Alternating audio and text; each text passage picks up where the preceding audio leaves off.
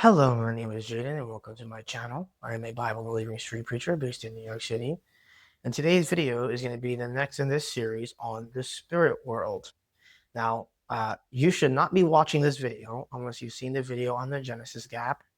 As a matter of fact, you should not be seeing this series at all if you are a newer Christian or you are a Christian who doesn't have as much Bible knowledge on the King James, because this doctrine is just very heavy. Okay, so this video today is going to be on the shape of the universe. You say, what? The shape of the universe? Yes, that information is only in the Bible. Science can't figure it out. So without further ado, we're just going to get straight into it. Now, the reason why I'm setting it up this way is because the video after this is going to be on the devil and the fall of the devil. And you can't learn about him in depth correctly if you don't already know these other doctrines.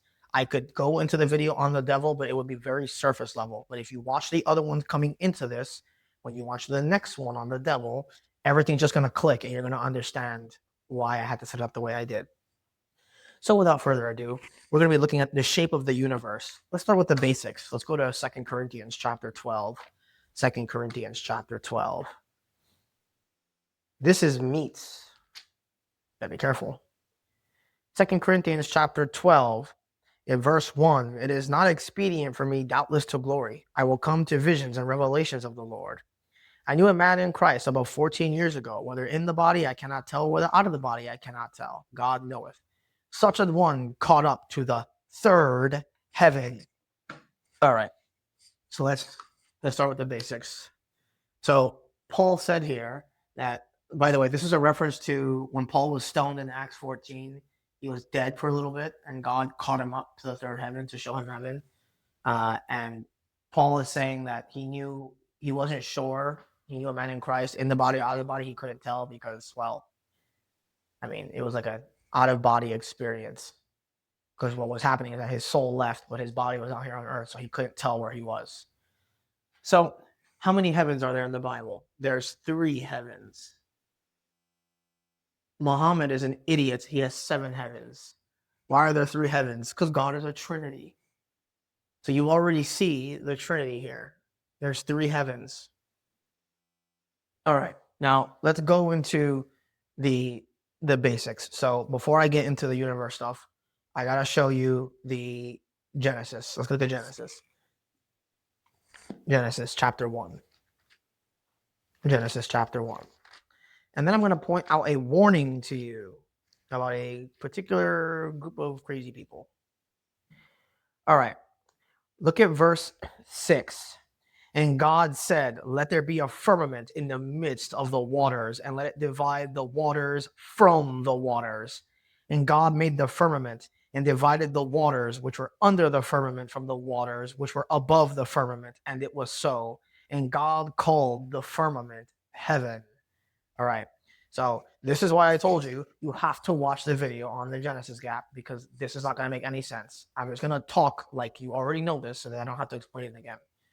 In this case, what happened is that when God flooded the world in Genesis 1:2, darkness was upon the face of the deep, and the Spirit of God moved upon the face of the waters, that stuff, right? That God, before he created Adam, he put the firmament there. He divided the waters from the waters. And what you have is you have waters that are above the solar system, and then you have waters that are left on earth. Let me just show you that. Go to Psalm 148. Psalm 148. Psalm 148. And I'm going to draw this for you. Really interesting stuff. Psalm 148. Psalm 148, verse 1. Praise ye the Lord. Praise ye the Lord from the heavens. Praise him in the heights. Praise ye him, all his angels. Praise ye him, all his hosts. Praise ye him, sun and moon. Praise him, all ye stars of lights. Praise ye heaven of heavens, ye waters that be above the heavens. Waters above the heavens. All right, so let me draw this out for you. So Paul, or the verses are saying here that you have this line, right? You have this line like this. And it's saying, so this is the universe. Now, there are 3 heavens in the Bible. There are 3 heavens. There's going to be The heaven at the top. So we'll put it in blue. It's going to be the heaven at the top. This is called the third heaven. That's where God the Father is. That's where God the Father is. That's the third heaven, right? Then there's the second heaven, which is the universe. I'm going to get more into this because this gets more complicated. And this is the third heaven, which is going to be the universe. The second heaven, which is going to be the universe. And then at the bottom, you have Earth. You have Earth. Now I know Earth is in the universe, but there are three heavens.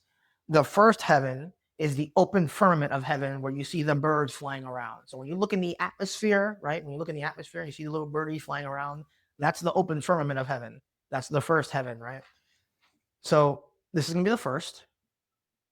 And then we have, I'm gonna write this one right here. We're gonna put between the border of Earth going into the universe, going into space, you're going to have the second heaven. This is where the stars are. This is where the moon is, the sun, all that stuff. So there are three heavens. Now, it said in the verse, look what it said. It said, praise ye, heaven of heavens, ye waters that be above the heavens. Well, above the heavens, that's not this one. It said heaven of heavens, which is this one right here. Not going to be talking about this one because is there water on top of God's head? No. So it said, praise ye him, ye heaven of heavens. So heaven of heavens would be this. Ye waters that be above the heavens. There's water above this. Well, I showed you why in the Genesis Gap video. Because God flooded the planet. And what did he do? He made a firmament. He made a firmament. The firmament is going to be this little line here. This is the firmament. What's above the firmament? Well, that's where we're going to stop for a second because I got to get through other stuff because this gets more interesting. Now, one thing I just want to say real quick. There are these, and I'm going to call them for what they are, absolute moronic idiots that say that the firmament here is a dome that goes around the earth and the earth is a flat earth. And this is the verse they used to prove it in Genesis chapter 1. Flat earthers. They are stupid. There's a Bible believer. His study Bible is phenomenal. But he has a drop of poison, a nuclear bomb note saying that the firmament in Genesis 1 is a flat earth. That is absolute asininity. That is ridiculous. There is no flat earth. These guys get so deep in the Bible, they think that the government is faking everything. Yes, the government is faking everything, but don't get so conspiratorial that you're stupid. Have you ever flown a plane? If the earth is flat, why can't I fall off of it? Please don't listen to the internet. Okay. So then the issue is, if there's three heavens, God put a firmament, he put this one in the earth, and then he took it and raised it up and then blocked it off. So now you have this, you have these waters here. You have these waters here. We'll put waters. Okay. And then there's going to be something in between this. But this firmament right here in the universe is what blocks off the waters that are up here. And that firmament is what keeps the earth in the place that it is. It has its own atmosphere. So you have your own atmosphere here on earth where you can breathe, but then you leave that and you go into the firmament. And then after you get to the firmament, you die because there's no oxygen there. It's like God put like a quarantine box or something, right? See what I mean? This is going to get very deep. So if you are still watching this and you haven't seen my other videos, or you are watching this and you should not be, please click off and go watch my other videos, please. All right. So before we get into all the stuff about the waters and then the firmament and all that stuff, we got to go through an elephant in the room. You say, what is the elephant? Well, in order for you to solve this problem, you first have to figure out two things. The first thing you need to figure out is, where is God? And the second thing you need to figure out is, what is the shape of the universe? You say, there's nowhere in the Bible where I can find that information. Oh, you bet there is. All right. Let's look at a couple verses on this. Go to Ephesians chapter 3. Ephesians chapter 3. Ephesians 3. Verse verse 18. This is a prayer that Paul has for the Christian. He says, may be able to comprehend with all saints what is the breadth, the length, the depth, and the height. The what? Read that again. The breadth, length, depth, and the height of what? Did you ever read that carefully and think about that? That's a strange verse, isn't it? Well, I'm going to show you what it's talking about. All right, go to Isaiah 14. There are 2 Mount Zions in the scriptures. Did you know that? Did you know that? There are 2 Mount Zions. There's one on earth and there's one in heaven. Isaiah 14. When the devil rebelled against God, when he fell. Let's see where it said that the devil was trying to get to. Isaiah 14 and verse 12. Oh, how art thou fallen from heaven, O Lucifer, son of the morning. How art thou cut down to the ground, which didst weaken the nations? For thou hast said in thine heart, I will ascend into heaven. That's this one up here. How do you know that? I will exalt my throne above the stars of God. Where is that? The stars of God are in the universe. So if he's trying to get to heaven, wherever this is, it's above the stars of God. Keep reading. I will also sit on the mount of the congregation in the sides of the north. Read that carefully. He's going to sit on the mount of the congregation. What's a mount? The top of a mountain. Where is it? In the sides of the north. Let me ask you a question. What shape in mathematics, in geometry, has sides with one coalescing point? It's not a square. Does north have sides? Think about that. Does north have sides? No. North doesn't have sides. Look at this. Look how ridiculous this sounds if I use cardinal directions. If I have a cardinal direction like this, and I have north up here, this is not the sides of the north. Because directly east of that is east. There's no sides. If the line is just, this part of the line is just north, it's just north. There's no sides to it. Anything right of that is going to be east. Anything left of that is going to be west. There's no sides. But you know what does have sides? Check this out. A triangle. A triangle has sides. Ooh, I told you this was going to get deep. This is your last warning. Click off the video. If you don't know, if you're a newer Christian, click off the video, okay? All right. So now I'm going to redraw this for you. We'll do it in purple. No, we'll do it in brown. So the universe, I'm going to show you more verses on this. I'm just trying to get you acclimated with what's going on here. The universe is the shape of a triangle. But it's more than that. It's not just the shape of a triangle. It's a pyramid. You see why? Because in the measurement that Paul gave in Ephesians chapter 3, he said, what is the breadth, the length, the height, and the depth? The depth. Well, you know what that is? In a triangle, that's the depth. Now, if God is a trinity, why would this be so weird that the universe is the shape of a triangle? Is it that weird? That's the depth down the middle. See what I mean? And then you have the length, the width, and then the height. So this part right here, this is the height. That's the length right there. And this is the width. That's what Paul's talking about. He's praying for the Christian that the Christian will understand how far he is from home. Now watch this. He said the sides of the north. Let me ask you a question. Where was the devil trying to get to? He was trying to exalt himself above the stars of God. Well, if he's trying to exalt himself above the stars of God, where is God? Well, God's up here, right? God's up here in the third heaven. That's his throne. Well, you say, well, what's the big deal with that? Well, if he's trying to exalt himself above the stars of God and God's in the third heaven, Where does that make God? God is in the north. Let's look at another verse. Psalm 48. Psalm 48. Psalm 48. I'm making these videos on the Spirit series because I want people to have some deep stuff. People think that the stuff I taught in my other videos is deep. I may explain it in detail, but those are basic doctrines. It's just that Christians are being starved of Bible knowledge.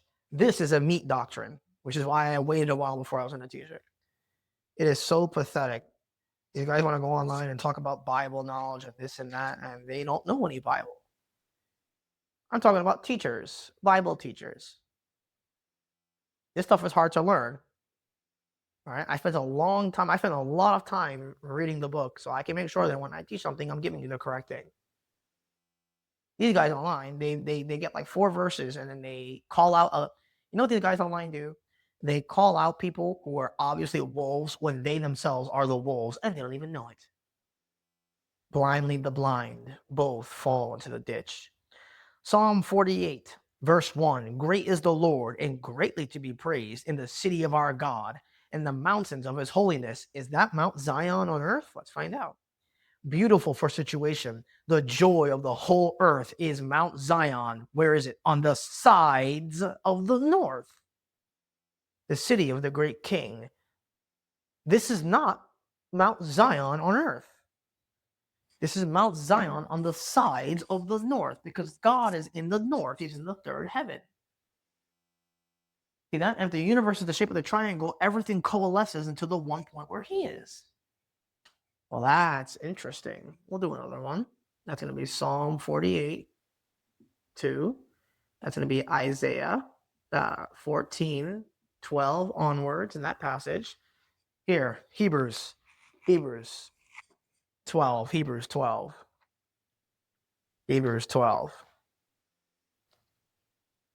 I haven't even gotten into the deep stuff yet, man. Hebrews chapter 12 and verse 22. But ye are come unto Mount Zion. Is that on earth? And unto the city of the living God, the heavenly Jerusalem, and to an innumerable company of angels. Are there an innumerable company of angels in Jerusalem right now? No, it's heavenly Jerusalem, New Jerusalem. Well, where's that? He said it was in the north. He said it was in the north. You say, no, it's not enough. All right. We'll look at another verse. Let's look at the book of Revelation chapter 14. Revelation chapter 14 and verse 1. I looked, and lo, a lamb stood on Mount Zion. Is that on earth? And with him 144,000 having his father's name written in their foreheads. And I heard a voice from heaven. Keep reading up to verse 5 on your own. They're at the throne of God.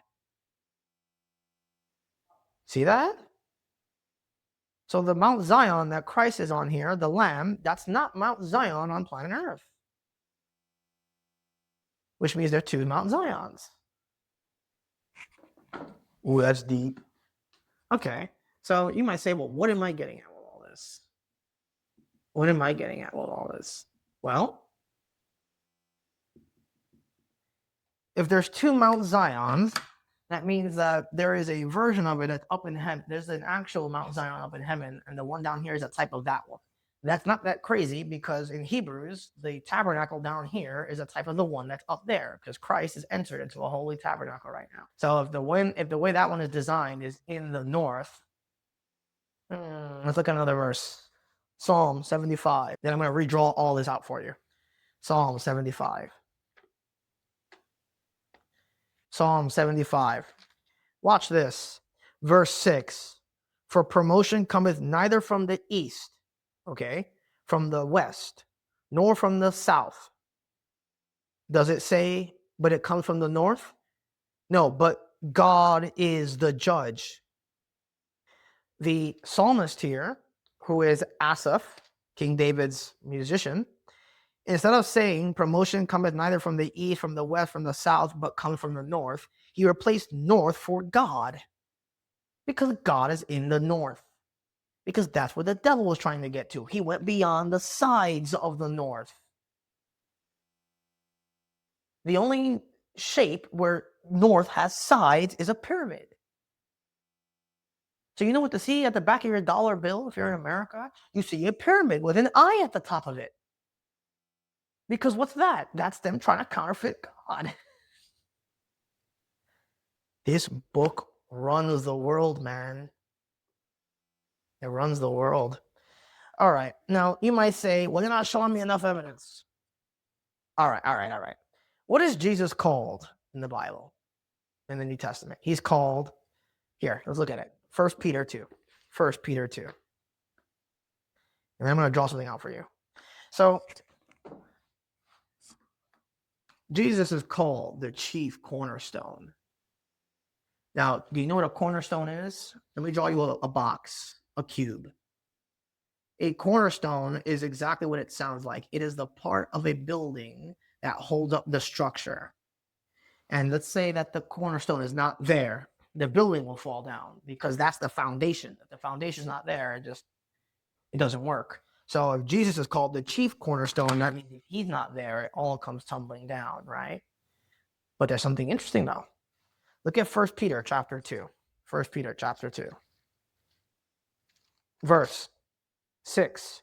Wherefore it is also contained in the scripture, behold, I lay in Zion a chief cornerstone, elect and precious. He that believeth on him shall not be confounded. Unto you, therefore, which believe, he is precious. But unto them which be disobedient, the stone which the builder disallowed, the same is made the head of the corner. All right, so Jesus is called, what is Jesus called? He's called the chief cornerstone. I just read it to you right there. Now, do you know what the problem with this verse is? He's called the chief cornerstone. What are the corners of a pyramid? All of them are triangles. All of them. Now, you say, what's the big deal? Because in the scriptures, go to the book of Acts, chapter 4. Go to the book of Acts, chapter 4. He's called the chief cornerstone, right? Well, look at this interesting detail. Chapter 4, verse 11. This is the stone which was set at naught of you builders, which has become, he said it again, the head of the corner. Well, what did I say earlier? I said that the cornerstone is what holds it up. But he's made the head of the corner, which means he's the capstone up here. Well, what shape is the headstone and the chief cornerstone the same thing in this? In this. So now look at the prophecy. Look at the prophecy of Jesus. What is Jesus called in the scriptures? Jesus is called the stumbling stone. What's he also called? He's called the crushing stone. Okay, you say, what's the big deal? Well, what is a stumbling stone? Well, you stumble over this. A guy walks. He walks, and he's going to trip over this. He stumbles on it, and he hurts himself because Jesus is the stumbling stone. That's him right here. That's him right here. But you know what's more interesting? If Jesus is called the crushing stone, how is he the crushing stone? Is it crushing him from here? No, he's crushing him from here because the capstone, the headstone, is also the chief cornerstone. So in this case, you have this guy right here. You have this guy right here. And what's happening to him? Well, you have a giant cornerstone that's falling off the top of the pyramid. You have a cornerstone falling off the top of the pyramid that's going to hit him. Because the chief cornerstone up here, he was made, remember what Jesus said, he was made higher than the heavens. He is the chief cornerstone up here. So at his first coming, he's the stumbling stone, the little guy down here. But in his second coming, he's elevated to the chief cornerstone, which is also the headstone, the capstone. And so in his first coming, people stumble over Jesus, but in his second coming, they will be crushed by him. Because the shape of the universe is a pyramid. How interesting that is? I told you this would get deep. I told you. I'm not even done yet, by the way. I still got a lot of stuff yet I didn't get into. Okay. So now that we've gone over that, now I actually want to talk about the specifics of the universe, the shape. So let me draw it out for you now. So this is going to be the fourth dimensional measurement, but this is the 3D one. I'm going to draw it again for you now. And now I'm going to draw it more accurately. Okay. So we have this giant triangle. We have this giant triangle, right? Okay. Let's go in order once more. This time, you're going to have more details. What is this called? This is called the first heaven. In the Bible, it's called the open firmament of heaven. Right? It's called the open firmament of heaven. Okay. Now, once you get past Earth, you're going to enter the next phase. What is the next phase? The next phase is going to be the universe. And I have much to say about this, the universe. Now, God, just to reiterate, when Genesis 1, when he flooded the planet after he kicked the devil out to restart with Adam and Eve, he put the firmament in the earth and then took another firmament and elevated it. So he put one, he divided the waters from the waters. He left sun down here and took the rest of them and put it above the solar system. So that's why Psalm 148 says that there's water above the heavens. Now you might say, well, why is there water above the heavens? Well, I'm going to get there in a second. So after you get to the universe, you have another phase, right? You have another phase. You have clouds right here. Clouds right here. And what's above those clouds? You have water. You have water. I'm going to label all of this for you so that you can see have the graph visually. Once you get to the water, you have another area on top of that, and this is called the Sea of Glass.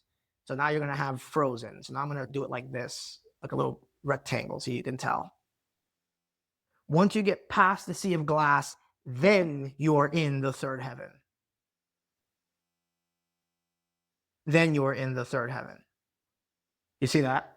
Now you say, okay, where am I getting all this from? Let me show you. Now, this area right here is what the Bible calls the face of the deep. Go to Genesis chapter 1. Genesis chapter 1. And you're going to look at the verse and you're going to read verse 2. It says in verse 1, in the beginning, God created the heaven and the earth. And the earth was without form and void, and darkness was upon the face of the deep. And the Spirit of God moved upon the face of the waters, like the face of the deep. Okay? Now, these are going to be the waters of the deep. And then you have the clouds. You have clouds over here. Okay. Now, let's go step by step. Go to the book of Job. Go to the book of Job. Let's go to the book of Job, Job chapter 38. Job 38. I'm going to show you where I'm getting all this from. Job 38. All right. We're going to look at the book of Job 38, and we're going to read verse 30. It's going to say, out of the waters are hid as with a stone, and the face of the deep is frozen. That's the same one from Genesis. Why is it frozen? Now look at verse 29 of the same passage. Out of whose womb came the ice and the hoary frost of heaven? Who hath gendered it? Gendered means to divide. Well, someone froze this over. The face of the deep, it's frozen. You say, why is it frozen? Well, it's going to be more interesting. If you go to Job 37, Job 37, look at Job 37 in verse 18.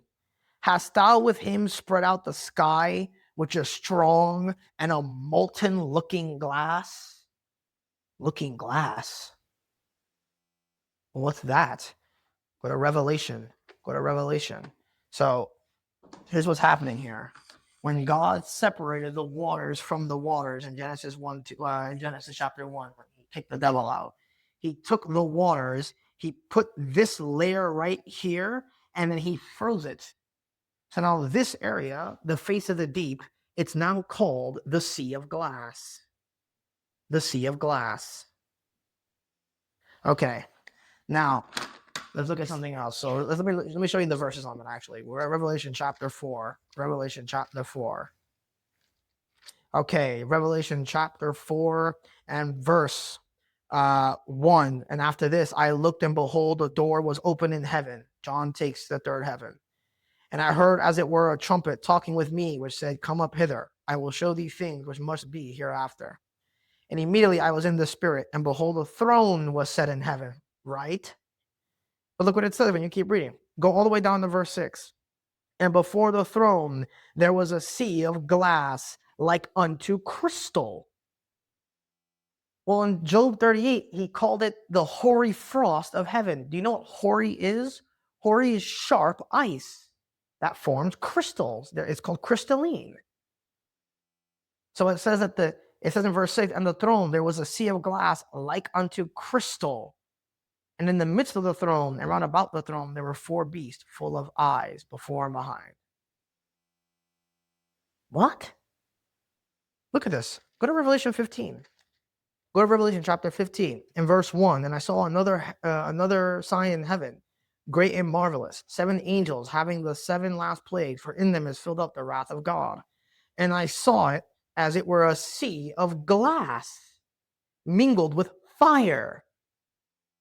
So when God formed the face of the deep, when he froze it over, it's mingled with fire. That's why Job called it a molten looking glass. That's really strange. And them that had gotten over the victor of the beast, over his image, over his mark, over the number of his name, they stand on the sea of glass. Okay, so God froze this area over the face of the deep, and it's called the sea of glass. Bible calls it a molten looking glass. Molten looking glass. And what happens here? Well, this sea of glass, they're standing on it. And if John said he saw the sea of glass, that means that this sea of glass is the floor of the third heaven. That's what it is. It's the floor of heaven because they're standing on it. How does that work? I have no idea. All right, let's look at another verse now. So I want to go back to the book of Job. I want to go back to the book of Job, chapter 26. Job 26. This is why people, they call King James Bible believers, you're heretics. This is information you will not have access to if you do not believe the King James. Job 26. All right, now watch this. This is even more weird. It's going to say in verse 7, Job chapter 26, Job 26, verse 7. He stretcheth out the north over the empty place and hangeth the earth upon nothing. That's referring to God. He bindeth up the waters in his thick clouds, and the cloud is not rent under them. Do you think he's talking about the waters on earth? Does God have to bind up any waters in thick clouds? Read that carefully. He bindeth up the water in his thick clouds. Don't tell me that's evaporation. That doesn't make any sense. Why is he binding up waters in thick clouds? And it says the cloud is not rent under them. What? Not rent under them as in torn? So the waters that are bound up in the clouds are not rent. They're not broken open. Keep reading. It says he holdeth back the face of his throne, which means that these clouds here are not talking about clouds on earth. And spreadeth his cloud upon it. Cloud upon what? The waters. That's what these clouds are. He hath compassed the waters with bounds until the day and night come to an end. Well, when is the day and night going to come to an end? When the millennium kingdom is over. I told you this would get deep. So I got more verses to show you. So when God flooded the world in Genesis 1:1, he took some of the water, he put the firmament, took some of the water and put it above the firmament, above the universe. He took some of it, froze it over, which formed the floor of the third heaven, and he left some of that water there. You say, why is that water there? Well, I'll get to that later. And then The waters here, I'll just tell you now, the waters here are the waters that the clouds are binding up. And the clouds are not rent by the waters, because whatever these clouds are, they're supernatural. They're holding the waters from coming down here, these clouds. Now, I'm going to show you more about these clouds in a little bit. I'm trying to hold back right now. But you see what's going on here? There's the face of the deep, the sea of glass. Then there's some water there that's being held back by the clouds. And then you have the firmament of the second heaven. All right, let's keep going. Let's keep going. We're going to look at the book of Job 36. Job 36. Now, I want you to read this carefully and just think about how weird this verse sounds. Job 36, verse 29. Also, can any understand the spreading of the clouds or the noise of his tabernacle? Behold, he spreadeth his light upon it and covereth the bottom of the sea. Read that carefully. He spreads his light upon it, referring to the tabernacle in the previous verse. You think he's spreading his light on the tabernacle? There was no tabernacle here. This is Job. Job is before Moses. What tabernacle? Well, there's one up in heaven, right? Keep reading. He said, he spreadeth his light upon it and covereth the bottom of the sea. The bottom of the sea. What's he covering at the bottom of the sea? Not talking about earth, talking about this sea. Let's keep reading. Go to verse 32. With clouds he covereth the light, and commanded it not to shine by the cloud that cometh betwixt. So he's talking, it's talking about how God put this, he spread these clouds, and then the clouds, they cover the bottom of the sea. So there's clouds under the sea. And that cloud is preventing the light of his tabernacle. That's why he draped something over it. Let's keep reading. I'm going to show you what this is talking about in a minute. Job 38. Job 38. Look at verse 7. When the morning, verse 6. Whereupon are the foundations thereof fastened, or who laid the cornerstone thereof? God laying the cornerstone. When the morning stars sang together, and all the sons of God shouted for joy. That's before Genesis 1:1. Verse 8. Who shut up the sea with doors when it brake forth, as if it had issued out of the womb? What? He shut up the sea with doors? What? Keep reading. Verse 9. When I made the cloud the garment thereof, and thick darkness a swaddling band for it. He's referencing the clouds again. He made a swaddling band for using the clouds to cover these waters right here. Why would God do that? Let's keep reading. Verse 10, and break it up for a decreed place, and set bars and doors, and said, hitherto shalt thou come, but no further, and here shall thy proud waves be stayed. Okay, that's really, really strange. Why is he calling? He's saying that, again, that the clouds are made a swaddling band to hold back this, and that it's preventing the waters from coming through these clouds. And he called the waters here proud waves. Well, that's really weird. Why are waters proud? Because there's somebody in these waters. You know who's in those waters? The devil's in these waters. This is what the next video is going to be about. That's why you have to know all this other stuff. The devil's in these waters. Why is he in those waters? Because he's Leviathan. What's Leviathan? An aquatic monster. So you know what God does? He puts the aquatic monster in water. And then he put the swaddling band and then covered it up and put the firmament there.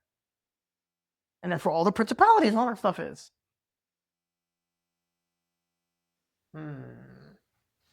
Interesting, right? Okay.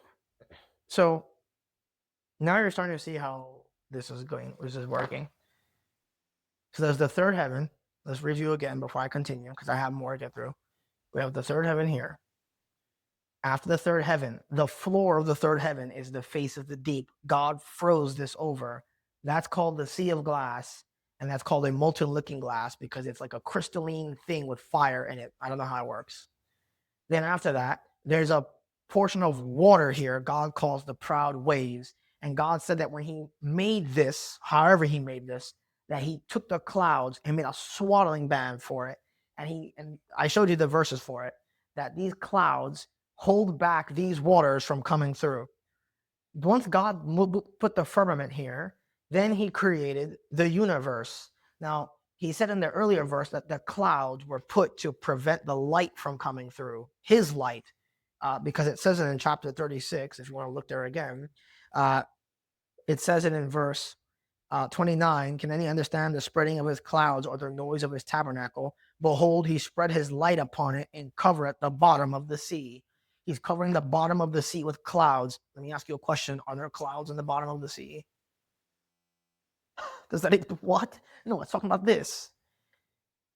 All right. Now, and also in verse 32, it says, he with clouds he covereth the light and commandeth it not to shine by the cloud that cometh betwixt, which is to say that God's light,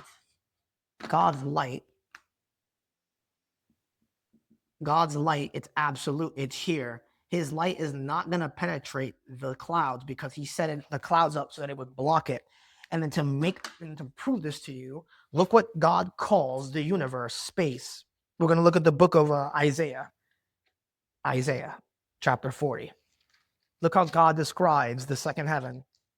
Isaiah chapter 40, verse 22. It is he that sitteth upon the circle of the earth, and the inhabitants thereof are as grasshoppers, that stretcheth out the heavens as a curtain, and spreadeth them out as a tent to dwell in.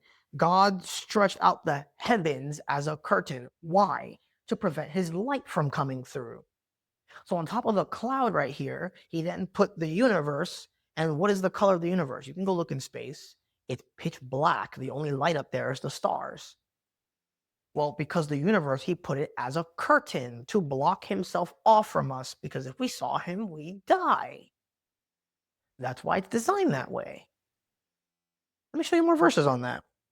Go to Psalm 104. Psalm 104. Psalm 104. Verse 1, bless the Lord, O my soul. O Lord my God, thou art very great. Thou art clothed with honor and majesty, who coverest thyself with light as with a garment, who stretches out the heavens like a curtain. Well, what do you get curtains for?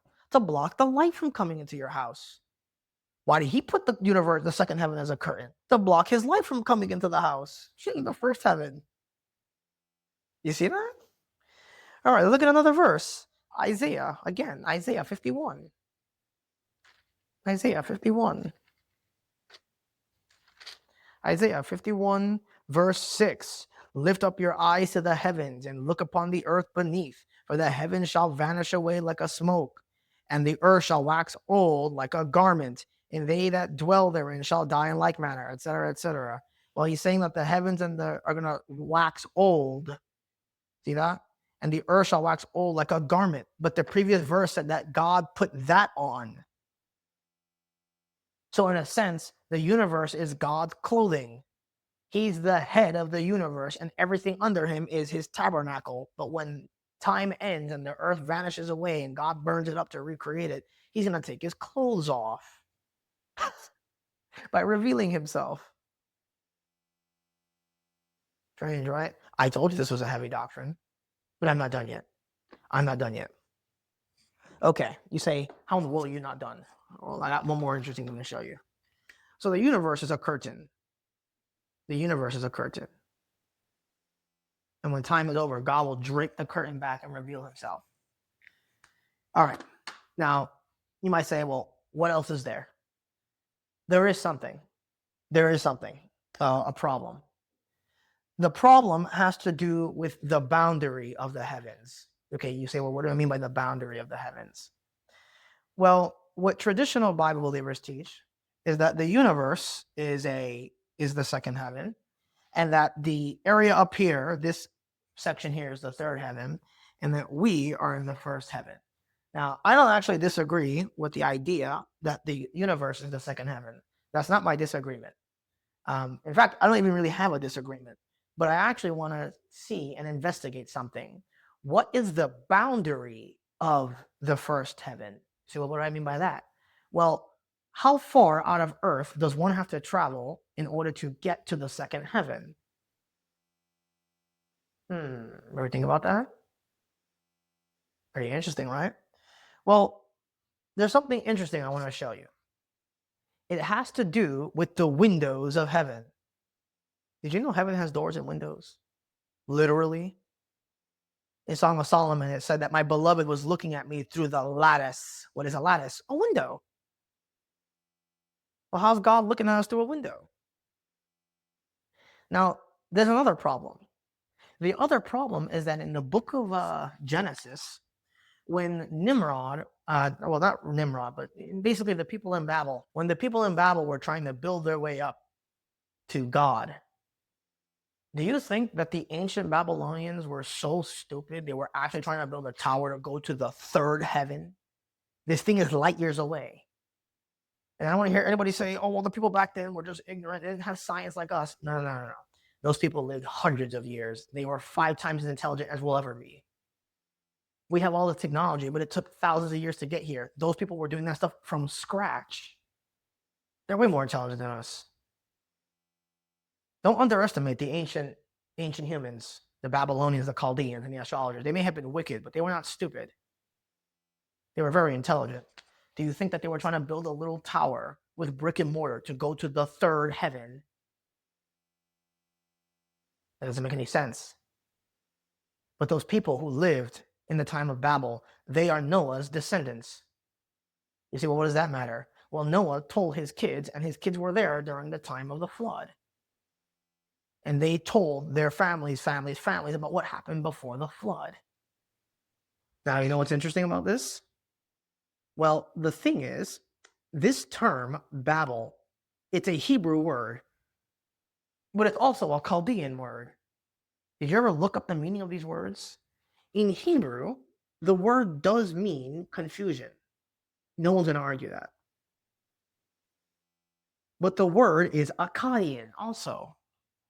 The word is Akkadian. And you know what it means? The gate of the gods. The gate of the gods. Who are the gods? The angels. Everybody knows that there's one Lord, but there's many lords. But there's one almighty Lord. Paul says that in 1 Corinthians. Right? The Bible likens worshiping of idols to devils because you are making the image of an invisible spirit that's not God. You say, what am I getting at? Well, the ancient Babylonians must have known that wherever the angels came out from to get down here, they could reach up to it themselves.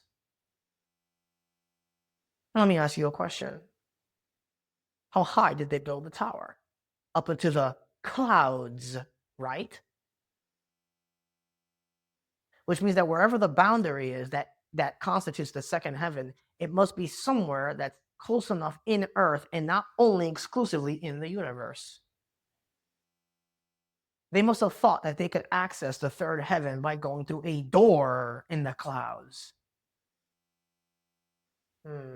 So where does God come to get you when you go to the third heaven at the rapture? It says that he will descend with the voice of an archangel. Where? In the clouds.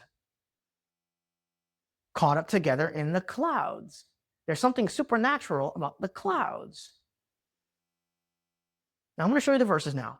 Let me show you the verse. I want to show you, let's start with Genesis chapter 7. Genesis chapter 7. Genesis 7.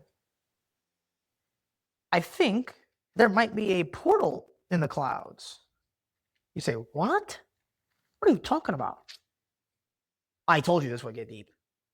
Genesis chapter 7 and verse 11. In the 600th year, Noah's life, in the 2nd month and the 17th day of the month, the same day were all the fountains of the great deep broken up, and the windows of heaven were opened.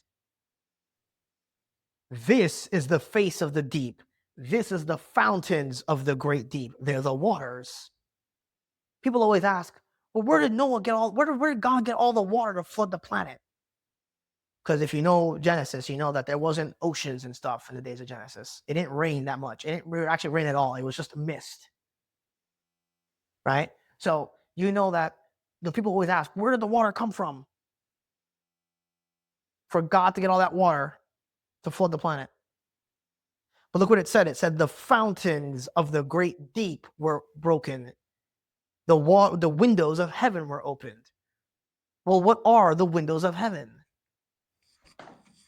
The windows of heaven have to be the clouds that we can see on earth. That means that when God, I'm going to show you the verses, when God flooded the planet, the waters that were above this cloud right here, above the second heaven, these waters came through this cloud and then came out the other side through here. That means that when God flooded the earth in the days of Noah, he didn't just create water on earth and flood it. He got the water from the waters up here. And when he stopped flooding the earth, what happened? He closed the windows in heaven, and then the water stopped coming. But do you think God took like a bucket and dumped the waters into space, and then the waters fell out of space? There's no gravity in space. So how did the waters get here? They must have teleported. The waters must have come from this supernatural cloud up here that Job talked about, and it came out through the clouds that were over here in the first heaven. And that's the windows of heaven. Let me show you more verses. We're going to look at the book of Job. Actually, one more verse.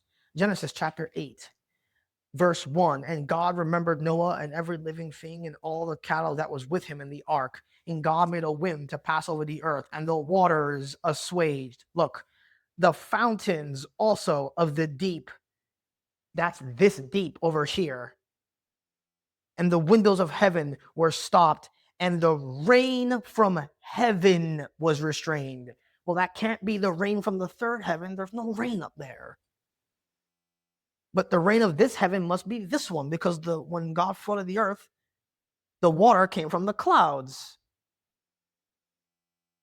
But there was no water back then. There was no rain before Noah's flood. Where did the water come from? Up here. It came through this cloud, and then the water came out here. Here, I'll draw it for you so that makes more sense. That means that there was water up, there's a cloud up here. There's a cloud up here. And then there's waters up here, which is the face of the deep. And then all it is you have another cloud over here that's on earth. These are the windows in heaven. The windows of heaven. And all that happened is that the water from the deep came through this cloud, and then it came out on the other side on earth. That's all it is. And the clouds on our planet are like portals, and they can take you instantly up to heaven through the clouds. And what I'm getting at is that's why Christ, when he comes for the Christian, he comes in the clouds, because somehow they're like teleporters. They take you up there. Let me show you more verses. Psalm 78. This is meat. If for whatever reason you're still watching this video, please go watch my easier videos on salvation and other stuff. This is the meat for people that want to learn interesting Bible stuff. Psalm 78 and verse 22. They believe not in God and trusted not in his salvation, though he commanded the clouds from above. That's these clouds on earth, right? And opened the doors of heaven. What came out of the doors of heaven? And had rained down manna and upon them to eat, and had given them the corn of heaven. He opened the doors of the cloud. The manna came out of our clouds on earth. Have you read these verses before? Did you ever notice that? He commanded the clouds from above. That's this right here. He commanded this. The manna came from this. But then it says that in verse 25, man did eat angels' food. Manna comes from the third heaven. Well, if he commanded the clouds on the first heaven to release the manna, where did it come from? Up here. That is strange. That is strange, right? Here, look at another one. Malachi chapter 3. Malachi chapter 3. I just believe what's written in the book. I don't profess to understand all of it. I'm trying my best. This is a very difficult topic. I'm trying to be as specific as possible, but it's just not an easy topic to teach. All right. Malachi chapter 3 and verse 9. Ye are cursed with a curse, for ye have robbed me, even this whole nation. Bring ye all the tithes into the storehouse, that there may be meat in mine house. Prove me now herewith, saith the Lord of hosts, if I will not open you the windows of heaven and pour you out a blessing, and there shall not be room enough to receive it. The windows. The windows. That means that the Babylonians must have thought they could get to the third heaven by climbing up to make a tower to reach to the clouds, because the clouds instantly take you up here somehow. That means when Jesus comes for the Christian, he's opening a supernatural door in heaven that takes you up there, a literal door. And when Christ comes, he opens that door that takes you to the fourth dimension, which is just where God is. And he gave them angels food. He poured it out. He commanded the clouds, and the manna came out. But that's from up here. How did it get down here? Must have teleported. Somehow. Now you may say, I'm making all this up. This is crazy. Do you know how much anime I've watched when I was lost? You know what? There's some anime about guys who have superpowers, and what they do is they open doors, and the doors instantly take them places. You know how many games I play where that concept is there? The guy can open a supernatural door and just, boom, teleport. They're getting that from somewhere, guys. They're getting that from somewhere. They're getting it from this. They're getting it from this. Very strange. And you know what's so funny? In the Old Testament, there's a story in 2 Kings chapter 7 about a guy, and Elisha told the guy that God would pour out something from the windows of heaven. And God killed the guy because he didn't believe him. He didn't believe that God would literally open doors and windows in heaven, and he killed him. Go read 2 Kings chapter 7 with all this information in mind. You're going to go like, what? He killed them because God fed the Jews in the wilderness by pouring out manna from the windows of heaven. And he killed the guy because he didn't believe God would do it. Please go read it, 2 Kings chapter 7. And the term is used there in that chapter, the windows of heaven. Very deep. I'll leave you with this. Our compasses have magnetite, and they automatically point to the north. They point to a star called Polaris. You know what's funny? This is called the North Star. No matter where you are, the compass always points to that star. That star is fixed in space, no matter how much the universe expands or whatever. You know why? That's telling you where God is. That's pointing to the throne. Something for you to think about. All right, so I'll close it out on there. This is a deep doctrine. This is going to be in my Spirit World playlist. Please, if you watch this video, dude, please just go watch my other videos. If you're looking for more deep studies, that's what this playlist is for. The interesting, deep stuff. I don't care what some other guy taught. Just what the Bible says. So close it out on there. The next video is going to be on the devil, because this has to do with his fall. He is right here right now in the waters of the deep. And in my video on the devil, I'm going to be explaining all that stuff about the cherubs and the fire and all that. So look forward to it. So I'll close it out on there. Make the board available. Grace be to you all.